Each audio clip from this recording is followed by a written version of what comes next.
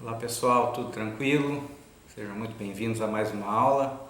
Nosso segundo vídeo referente à nossa terceira semana do semestre. Como eu disse no vídeo anterior, da semana passada, os 4 primeiros vídeos serão um conjunto, valem tanto para estudos culturais quanto para mídia e recepção, pelos motivos que eu já coloquei anteriormente. Terminamos o vídeo passado falando, eu ia iniciar, mas não deu tempo, sobre os objetos, os assuntos de interesse, o que investigam os estudos culturais e, consequentemente, os estudos de recepção. Que fique claro uma coisa, antes de eu entrar nesse ponto aí. Os estudos culturais, eles surgiram com a preocupação de investigar fatores, fenômenos que se dão, que relacionam cultura, história e sociedade. Ok? Muito bem. Dito isso, quais seriam alguns, é uma infinitude de objetos, mas quais seriam alguns dos objetos de interesse dos estudos culturais e, consequentemente, dos estudos de recepção? A política é um tema muito trabalhado dentro dessa corrente. A crítica literária é outro ponto. Análise textual. Quando eu falo em análise textual, isso pode incluir aí análise visual e verbal, como por exemplo um site, um jornal impresso, um telejornal, uma revista. Até falando sobre isso, eu sempre gosto de exemplificar bastante nas minhas aulas, gosto de dar muitos exemplos. Com relação à análise textual, eu sempre menciono um TCC que eu orientei ainda nos meus tempos de Universidade Católica de Pelotas, um TCC que analisou 2 capas da revista Veja durante as eleições presidenciais brasileiras em 2010. Os candidatos do segundo turno eram Dilma Rousseff, que ganhou as eleições naquele ano, e José Serra. Não era segredo para ninguém que a Veja apoiava a candidatura do José Serra. E uma das coisas que nós analisamos, além da entrevista propriamente dita, foi a capa, o aspecto visual, e também verbal, também, o discurso, o textual, perdão, da revista. Numa pegada pró-Serra, a capa, naquele período ali de segundo turno, a Veja lançou 2 edições, uma com cada, presidenciava com cada candidato na capa. A capa a capa na qual vinha o José Serra era colorida e as manchetes eram bem lights, digamos assim, exaltando o candidato. A capa na qual vinha a Dilma Rousseff era preto e branca e o único ponto com cor era uma estrela do PT vermelha no colar, coisa que ela não usava, certo? E essa mesma estrela serviu para pontuar, para demarcar cada manchetezinha ali, cada subtítulo, cada tópico da capa. E obviamente eram tópicos bem tenebrosos, digamos assim, vamos utilizar esse termo, para se referir à candidata, que acabou, como eu disse, ganhando a eleição. Lá dentro, então, fazendo uma análise textual, lá dentro as perguntas endereçadas ao candidato José Serra eram, como eu costumo dizer, perguntas de compadre, ou de comadre, como queiram. Só faltou perguntar qual era a cor preferida do candidato. E eram perguntas, em sua maioria, curtas. Já as perguntas direcionadas à candidata Dilma Rousseff eram, dignas de uma de uma tese de doutorado, de uma banca de doutorado, certo? Perguntas bastante nebulosas, por assim dizer. Então, eu sempre lembro desse exemplo quando eu falo de análise textual, né? Como eu disse, pode incluir tanto o visual quanto o verbal. Outra preocupação dos estudos culturais, trabalhar estudos de gênero, né? Questões raciais, né? Questões ligadas à orientação sexual, tudo isso entra os estudos feministas, tudo isso entra está dentro das preocupações dos estudos culturais. Outra área de interesse bastante trabalhada dentro dessa corrente são estudos ligados à arte, como por exemplo análises de filmes, por exemplo, como o Douglas Kellner faz, né, análise cinematográfica, né, tentando analisar, por exemplo, no caso dele, qual é a ideologia que está por trás do discurso de um filme. Né. Obviamente, né, o nosso chão, a mídia, através de telejornais, de sites, de telenovelas, de propagandas, né. E muitas vezes, nesse sentido, e aí outra influência, né, bem clara dos estudos culturais, a mídia muitas vezes, nesse sentido, durante os estudos sobre mídia, ela é vista como mais um aparelho ideológico de Estado. Para quem não sabe, aparelhos ideológicos de Estado são conceituações, categorizações que foram criadas por um estruturalista chamado Louis Althusser, que foi muito importante para os estudos de comunicação, né, para a sociologia, para a política, isso nem se fala, né, para a filosofia, mas eles foram muito importantes para a comunicação e, sem sombra de dúvida, os estudos culturais sofreram a influência dos escritos do Louis Althusser.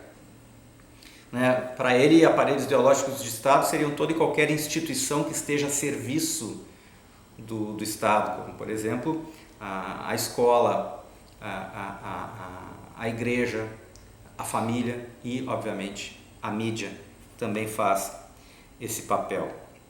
Estudos ligados à cultura popular, né? O hip hop, por exemplo, né?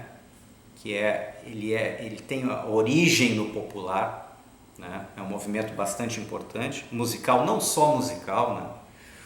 Ele dialoga com várias frentes, né? Questões políticas, sociais. Que outros pontos? Movimentos sociais de resistência, como o movimento dos trabalhadores rurais sem terra, é um exemplo. Né? A vida das celebridades, né? A questão do sensacionalismo, nesse sentido aí, é muito trabalhado por essa corrente aí. E a questão da globalização, né? Dentre outros inúmeros, né, exemplos, né, de assuntos que são de objetos de interesse dos estudos culturais, a globalização, né, e as consequentes mudanças nas identidades das pessoas também é outro ponto, né, que é bastante trabalhado dentro dessa corrente aí. E aí, quando a gente fala em identidade, eu sempre lembro do Stuart Hall, né, com aquelas 3 noções que nós vamos ver mais adiante na disciplina de estudos culturais, porque em mídia e recepção eu vou me debruçar sobre o texto dele do Encoding Decoding, que eu vou falar um pouquinho ainda hoje. Né? Então, em estudos culturais a gente vai ver essas noções de sujeito, como a identidade de um sujeito ela vai mudando. Né? Então a gente vai ver que existe o sujeito do iluminismo, né? Que é aquele sujeito cuja identidade nasce com ele. Né? A gente nasce com uma determinada identidade. Depois temos a figura do sujeito sociológico, cuja identidade vai se formando, né? Ela dialoga com o externo, né? E eu assimilo aquelas influências do externo para formar a minha identidade. E por fim, né, vem a identidade, o sujeito pós-moderno. Né? Tudo isso está presente num livrinho bem legal dele chamado Identidade Cultural na Pós-Modernidade. É um livrinho pequenininho, a gente lê num tapa e ele é bem legal. É uma pequena bíblia, digamos assim, no que tange aos estudos de identidade e pós-modernidade. E aí a gente vai ver que essa identidade pós-moderna ela é construída a partir das influências da globalização, das novas tecnologias de informação e comunicação, algumas nem tão novas mais assim, né? E também com as relações, né, com pessoas de fora, né, proporcionadas também pelas tecnologias, né? Mas não só, né? A gente vai ver que hoje em dia, principalmente a partir de uns 20 anos para cá, né, com algumas políticas que foram implementadas por governos aqui no Brasil, a gente vai ver que muitos estudantes de fora, muito mais do que antes, vieram estudar aqui e vice-versa, né? Muitos estudantes daqui saíram, e aí há esse intercâmbio de informações, essa troca de gostos, de interesses, né? E aí novas identidades vão se formando, né? A nossa identidade ela deixa de ser uma coisa muito mais como era antigamente, mais local, assim, com influências basicamente locais, para ter algo mais diversificado, né? A gente começa a pegar influências de outras localidades, de colegas que vêm estudar que são oriundos de outros lugares, né? Isso sem contar, como eu falei, a influência que a gente tem cada vez mais, né? De fora, e tudo isso proporcionado pelas novas tecnologias de informação e comunicação, né, que advêm, né, que são recrudescidas, digamos assim, pelo fenômeno da globalização. E nesse sentido aí, outra preocupação, para fechar essa partezinha aí, dos estudos culturais, né, respinga nisso, diz respeito a uma cultura global que se impõe, né, perante as pessoas, né?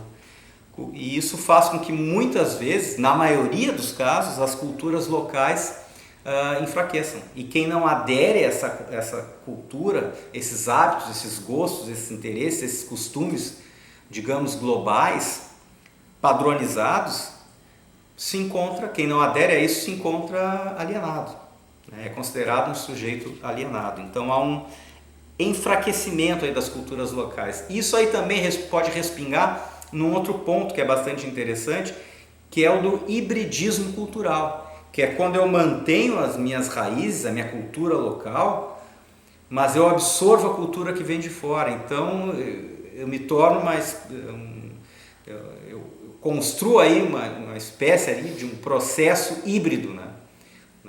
Há uma influência aí, né, de fora, mas eu também mantenho parte da minha essência. Então tudo isso aí dá muito material para a gente trabalhar. Outro ponto que vale a pena, que é muito trabalhado dentro, já pincelei um pouquinho isso quando eu falei da Escola de Frankfurt, é a eterna categoria, né, ainda mais na nossa área, da indústria cultural, né? Então, a indústria cultural, que fique claro, isso seria uma fusão, né, da economia com a cultura, né? E isso acaba produzindo uma cultura massificada. O que diziam, né? E aí eu vou falar sobre um outro rompimento, né, dos estudos culturais, né, dos autores dessa corrente com os frankfurtianos. O que diziam os frankfurtianos? Né? Que a indústria cultural ela explora e aliena, né? Que ela limita a consciência crítica, como por exemplo um filme norte-americano que não nos dá muitos elementos para pensar, não estimula a nossa consciência crítica, né? E isso aí ainda indo um pouquinho mais além, a gente percebe aí a influência da teoria marxista, né? Quando os frankfurtianos dizem que quando nós estamos expostos a isso, né, um filme norte-americano que não nos dá muitos elementos para pensar, há uma continuação da exploração do trabalho. Nós saímos do nosso ambiente de trabalho, mas até mesmo nos nossos lares nós continuamos a ser explorados, né, pelo trabalho, né? Há uma exploração da mão de obra humana, digamos assim. Os produtos dentro da indústria cultural, os produtos são planejados para gerar identificação com o receptor, para gerar empatia, né? A indústria cultural, portanto, ela reifica, ela trabalha com o sentido com o objetivo de reificar, né, de coisificar os indivíduos, né, de tratá-los como objeto. E aí o grande rompimento, né, eu pego, rompendo com todo esse pensamento, eu pego alguns dizeres do John Thompson, que é um autor importante da corrente dos estudos culturais, embora ele não se assuma como tal, que lançou um termo chamado falácia do internalismo. É muito delicado, é muito complicado dizer essas coisas, que o ser humano aceita tudo que chega até ele, que ele é mero objeto da indústria cultural, né, sem ir a campo. Então tu analisa de forma interna, né, a partir de algumas bases de pensamento, tu deduzes determinadas reações. Isso não é possível sem ir a campo. Não tem como a gente deduzir uma determinada explicação para uma questão sem ir a campo. Então, esse é um dos rompimentos que os estudos culturais fazem. A Escola de Frankfurt era muito em cima do que era produzido, e a partir do que era produzido se tinha uma noção de como as pessoas iriam reagir. Isso não é possível. A gente não tem como saber como uma pessoa vai reagir se a gente não for a campo, certo? E obviamente isso aí posteriormente iria influenciar os estudos de recepção, que, como eu falei no vídeo anterior, tiveram como texto pioneiro Encoding, Decoding, na primeira metade dos anos 70, escrito pelo lendário Stuart Hall. Ali ele afirma que os meios de comunicação, através dos seus veículos, produzem discursos revestidos de determinadas ideologias. Esses discursos, a partir desse discurso, o receptor pode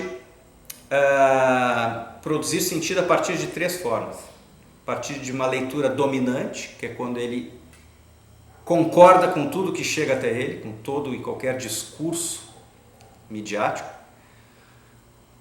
Ele também pode fazer uma leitura negociada, que é a que geralmente acontece, que é quando a gente concorda com algumas coisas que chegam até nós, mas discorda, desconfia de outras.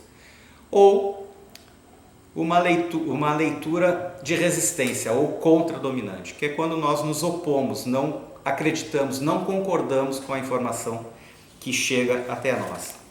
Esse foi um texto pioneiro, como eu disse, e obviamente, mais tarde ele seria aprofundado por outros autores lá de fora, Europa, Estados Unidos, Ásia, África, Austrália, e também pelos latino-americanos. E aqui, e isso a gente vai ver bem em mídia de recepção, eu cito Martim Barbeiro, Jesus Martim Barbeiro, espanhol naturalizado colombiano, e também o mexicano Guillermo Orozco Gomes. Certo, pessoal? Outro ponto importante, mais uma vez ressaltando, certo? O vídeo da aula da semana passada e esse aqui tem o intuito, tem o objetivo de dar uma noção geral, ok? Dos estudos culturais e dos estudos de recepção, tá bem? Eu pretendo aprofundar um pouquinho mais isso aí ao longo dos próximos vídeos, certo? Das próximas semanas, das próximas aulas, que fique claro isso. Outro ponto interessante é que todo e qualquer estudo deve levar em conta o contexto do local. Eu escrevi aqui alguns exemplos para não deixar passar. A gente sempre tem que levar em conta o contexto do local. E muitas vezes, nesse sentido, fica difícil trabalhar uma determinada realidade com a visão de um autor que não conhece essa realidade. Por exemplo, na área da educação, é complicado analisar a educação, o sistema educacional da França, da Suíça e do Brasil a partir do mesmo autor. A gente precisa analisar esse cenário a partir de autores que conheçam os contextos locais, certo? Claro, contribuições de fora muitas vezes são bem-vindas, mas às vezes escolhas equivocadas trazem resultados indigestos. É complicado, às vezes, analisar uma determinada realidade a partir de um autor que não tem nada a ver com aquela realidade. Como, por exemplo, analisar questões ligadas à tecnologia, né, no Japão, nos Estados Unidos e no Brasil. São contextos diferentes. Violência. A violência, um estudo sobre a violência na Dinamarca e no Brasil, ou em qualquer país que viveu sob um forte regime ditatorial, nos anos 70, nos anos 60, 70, 80.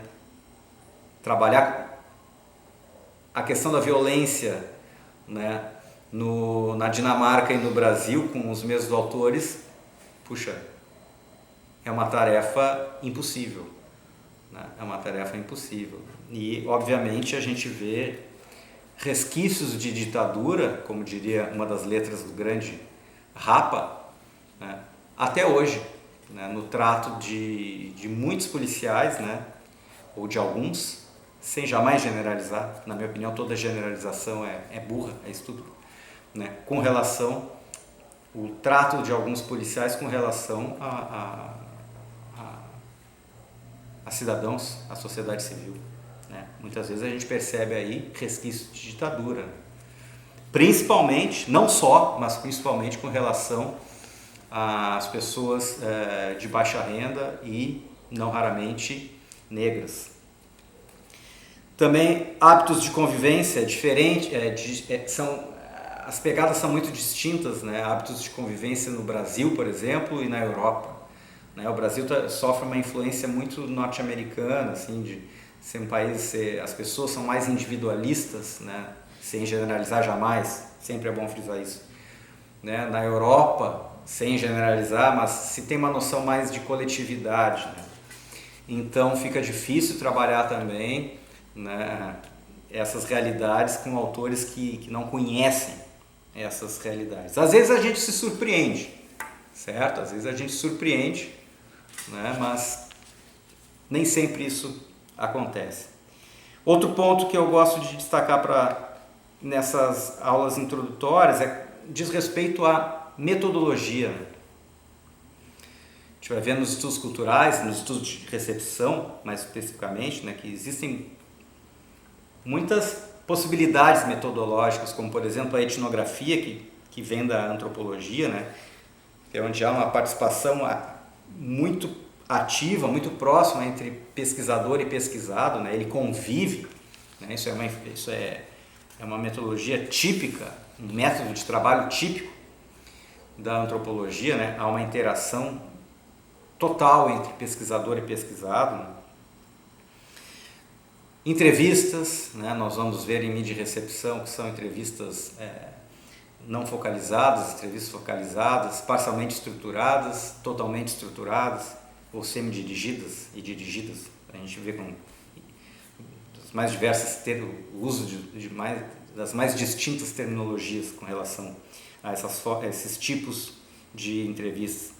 Vamos ver o que são grupos de estudo, de discussão, grupos focais, né? Como que se comporta o pesquisador nessas duas linhas aí, né? Histórias de vida. Então existem muitas possibilidades metodológicas dentro da área dos estudos culturais, e nesse caso mais específico aqui, dentro dos estudos de recepção. E já encaminhando para o final, pessoal, falei sobre uma série de pontos ligados aos estudos culturais e, obviamente, respingando nos estudos de recepção. Faltou o desfecho ali, né? Como que essa corrente de pensamento, né, teórico, metodológica, se espraiou, né, mundo afora, né? Como eu disse lá na semana passada, no vídeo anterior, ela vai surgir em Birmingham, na Inglaterra, e aos poucos, né, ela vai se espalhando pelo mundo, né? Depois da Inglaterra, ela chega na Europa, essa corrente, esses escritos, eles chegam na Europa, Estados Unidos, Austrália, Ásia, África e, obviamente, na América Latina, mais precisamente ali a partir dos anos 80, final dos anos 80 e início dos anos 90. E um dos grandes marcos aí dos estudos